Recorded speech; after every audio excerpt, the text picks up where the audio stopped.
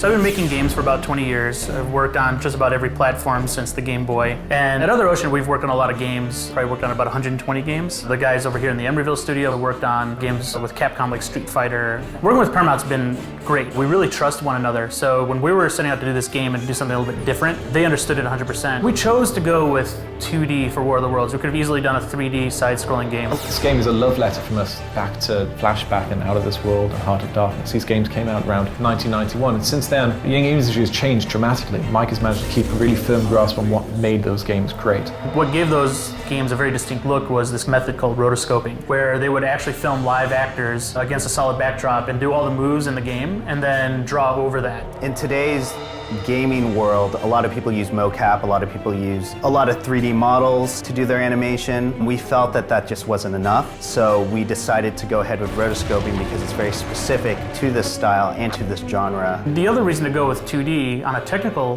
note is that we can throw a lot at the screen. Like the 360 and the PS3 particularly are built to just, the processing itself can throw so many 2D objects at the screen that something you never would have seen before on, say, a Genesis or an old PC. We're using a parallaxing, which is an old school term to describe depth in a game, to like background elements move slower than foreground elements. Every single piece in the game needs to be placed very specifically. It needs to be given a sort value and a parallax value. Where in 3D games, you just place them in the scene and the engine does it all for you. And our game has about 250 layers of parallax at our disposal, and a lot of the older games would have about 4, maybe 3. This gives us the illusion of 3D without being 3D. If we were working in 3D, the engine would take care of everything. In this game, the artist needs to take care of everything. We have moments where the screen is filled with hundreds and hundreds of NPCs running down streets, or falling off buildings, or buildings collapsing and debris flying everywhere.